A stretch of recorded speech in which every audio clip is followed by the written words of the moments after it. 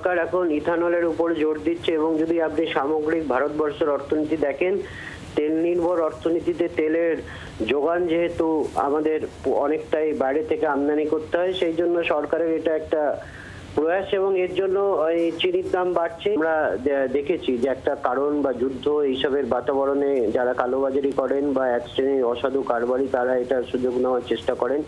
Ethanol তৈরির যে কারণ, এটা একটা বাস্তব সরকারের অন্যান্য সামগ্রিক পরিস্থিতি বিচার বিবেচনা করে সেক্ষেত্রে আমাদের হয়তো একটুখানি কম্প্রোমাইজ করতে হবে, কিন্তু এটাই একমাত্র কারণ বা এটাকে অজুহাত দেখিয়ে সাধারণ গ্রাহকদেরকে কষ্টের মধ্যে ফেলে দেওয়া কিন্তু কাম্য নয়। সরকারের কড়া নজরদারি থাকা উচিত। আর এই চিনির উত্তরোত্তর দাম বৃদ্ধিতেই রীতিমতো সিঁদুরে মেঘ দেখছেন মধ্যবিত্ত নিম্নবিত্ত বাঙালি যারা প্রতিদিন বাজারে যাচ্ছেন। চিনির এই দাম কোথায় গিয়ে ঠেকবে? শুধুমাত্র সরাসরি চিনি কেনাই তো নয়, এই চিনির সঙ্গে যুক্ত একাধিক খাদ্যদ্রব্য, কেক বিস্কিট থেকে নরম পানীয় থেকে আরও একাধিক খাদ্য, যেখানে মূল উপকরণ হিসেবে ব্যবহার হয় এই চিনি। চিনির দাম বৃদ্ধিতে কি আরও অন্যান্য খাবারেরও দাম বাড়বে?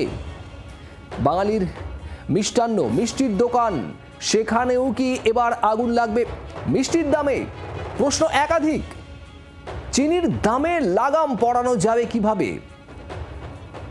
এই মুহূর্তে এটাই সব থেকে বড় প্রশ্ন। বাজারে বাজারে চিনির দাম আকাশ ছোঁয়া। রাজ্যের মন্ত্রী দিলীপ ঘোষ কি বলছেন শোনাবো আপনাদের।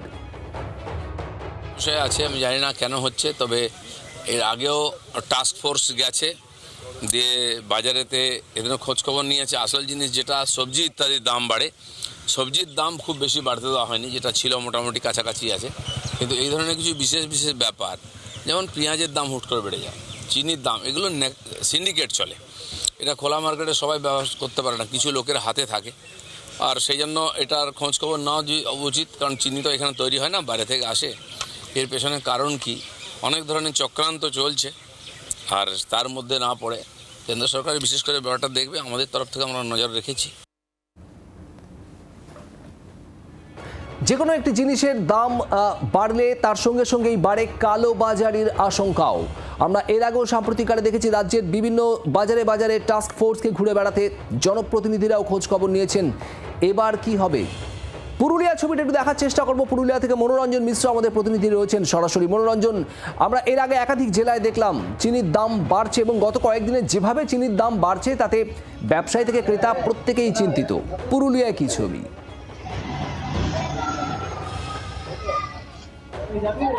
একেবারেই পুরুলিয়া জেলাতেও কিন্তু চিনির দাম ব্যাপক হারে বেড়ে চলেছে কয়েকদিন ধরে। আমরা এখন মুদির দোকানে রয়েছি, সেখানে একেবারে দোকানদারের সঙ্গে সরাসরি কথা বলার চেষ্টা করব। গত কয়েকদিনে চিনির দাম কিভাবে বেড়েছে? চিনির দাম খুবই বেড়ে গেছে, মানে যেটা ছিল 44 টাকা সেটা এখন 70 টাকার দাম হয়ে গেছে। 70 টাকা পুরা দাম হয়ে গেছে। বিক্রি কি কমছে? বিক্রি আগের থেকে অনেক কম হয়ে গেছে।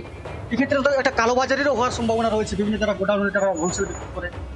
না, কালোবাজারি সেরকম হয় না, আমরা তো মানে ইয়ার থেকে হোলসেলার থেকে মাল তুলি, মানে কালোবাজারি কোনো সিস্টেম নেই। তবে চিনির দাম কমছে লাগাতার নাকি? হ্যাঁ, এবার ক্রেতাদের সঙ্গে কথা বলার চেষ্টা করবো। চিনির দাম লাগাতার যে বেড়ে চলেছে, আপনাদের কতটা সমস্যায় পড়তে হচ্ছে?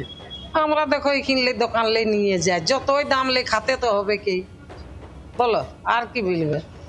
আমরা তো ধার দোকান আমাদের আছে মাসকাবারি, বুঝলি। সেক্ষেত্রে চিনি কি কাটতে করছেন? চিনিতে কম চা খাওয়া কিংবা কম ব্যবহার করা? যতটুকু খরচা হবার ওইটা তো হবে কে, বাপ কমবে কি। অর্থাৎ উপায় নেই, একেবারে চিনির দাম বাড়তে গেলেও কিন্তু লাগাতার যারা খদ্দের রয়েছে যারা চিনি ব্যবহার প্রয়োজনীয় দিন চচরিকে দোকানদারদের দেখা যাচ্ছে দোকানের চিত্রটা খুবই একটা আলাদা রকম। সেখানে লাগাতার কিন্তু চিনির দাম বাড়ছে, কতটা সমস্যায় পড়তে হচ্ছে আপনাদের? যা মানে কেটে যাচ্ছে সব জিনিসের দাম বেশি দিচ্ছে, অসুবিধা হয়েছে, তো সেরকম ভাবে আমরাও বিক্রি করছি। স্টক করতে পারছেন আপনারা চিনিটা? স্টক করতে পারি, যেমন আমরা আনি বরাবর সেরকমই আনিছি। কত দাম বাড়ছে এখন? এখন ফুলে কি রেট চলছে? এখন রেট মনে হয় 64 টাকা কেজি মনে হয়। খুচরো দোকানদাররা বলছেন পাইকারি বাজারে চিনির দাম বাড়ছে উত্তরোত্তর, তাই তারাও দাম না বাড়িয়ে পারছেন না। আর এর প্রভাব পড়ছে সাধারণ মানুষের জীবনে। নিত্য প্রয়োজনীয় দ্রব্যের মধ্যেই পড়ে চিনি, তাই দাম বাড়লেও কিনতে তো হবেই। পুরুলিয়ার এক বাসিন্দা যেমনটা জানাচ্ছিলেন। সঙ্গে থাকো মনোরঞ্জন। জলপাইগুড়ি ছবিটা একটু দেখবো। প্রদ্যুৎ দাস আমাদের অপর প্রতিনিধি রয়েছেন সেখান থেকে সরাসরি। প্রদ্যুৎ, কেন এই দাম বাড়ছে? ব্যবসায়ীরা কিছু আঁচ করছেন, কি বলছেন তারা?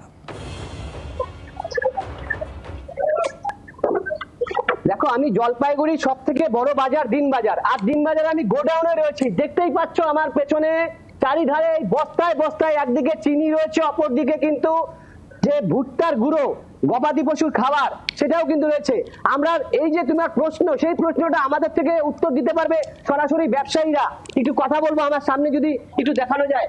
আসেন আপনি খুব সামনে, এই যে কি বলবেন? না, জিনিসের দাম তো বেড়ে যাচ্ছে, পিছনে বেড়ে যাচ্ছে, স্বাভাবিক। আমরা যে দামে কিনে নিয়ে আসবো তার থেকে সামান্য লাভ করে আমরা বেশি। কি কারণে? আমাদের পিছনে মহাজনরা বলে এথনলে যাচ্ছে, চিনি এথনলে যাচ্ছে, ভুট্টো এথনলে যাচ্ছে, এগুলো যাচ্ছে বলে এই জন্য দাম বেড়ে যাচ্ছে। এই যে বাজারের কি অবস্থা? বাজারে তো লোক নাই, ক্রেতা নাই, আমাদের সারাদিন বসে আছি, ক্রেতা নাই। দাম বেড়ে যাওয়াতে ক্রেতা বাজার থেকে গায়েব হয়ে গেছে। চিনিতে কত বেড়েছে? চিনিতে কিছুদিন আগে, আজ থেকে 15 দিন আগে যে চিনির দাম ছিল তার থেকে 10-12 টাকা কেজিতে বেড়ে গেছে। এখন তো 70 টাকা কিলো বাজারে। 70 টাকা রিটেলে বিক্রি হচ্ছে, হোলসেলে 64 টাকার মতো বড় দাম আছে। এই যে ভুট্টো গুঁড়ো লাস্ট 7 দিনের মধ্যে 2 টাকা কেজিতে বেড়ে গিয়েছে। রিটেলেও ওরা স্বাভাবিক আছে, আমরা ওদের কাছে 2 টাকা বেশিতে নিয়ে গেলে ওরাও 28 টাকা 30 টাকা বেচবে। যে 22 টাকা ছিল 24 টাকা হয়ে গেছে, ওদের পোস্টিং নিয়ে 27 টাকা পড়ে। মূল কারণটা লোকে বলতেছে এথনলে যাচ্ছে, ভুট্টা এথনলে যাচ্ছে, চিনি এথনলে যাচ্ছে। দেখো, তুমি প্রশ্নটা ক্লিয়ার হলো যে ইথেনলের জন্য নয়, কিন্তু সেখানেই নাকি এই ভুট্টো বা চিনি, এই যে আখের যে বিষয়গুলো যেখান থেকে চিনিটা তৈরি হয়, সে কারণেই নাকি এখন এই দাম কিন্তু এভাবে হুড় করে বাড়ছে। শুধু তাই না, বিভিন্ন যেখানে রুটির বেকারি বা বিস্কুট যেখানে তৈরি হয়, সেখানেও কিন্তু মিষ্টির যে মিষ্টান্ন দোকানগুলো, যেখানে সুস্বাদু বিভিন্ন সুন্দর মিষ্টি আমরা দেখতে পাই, সেই দোকানেও দাম কিন্তু বাড়বে, ক্ষোভ করেছে, সেগুলোর কারণ দাম বাড়ার সেখানে- একটা বড়সড় সম্ভাবনা তৈরি হচ্ছে। কোথায় গড়ায় এই পরিস্থিতি, নজর থাকবে আমাদের। প্রদ্যুৎ, মনোরঞ্জন, ধন্যবাদ তোমাদের।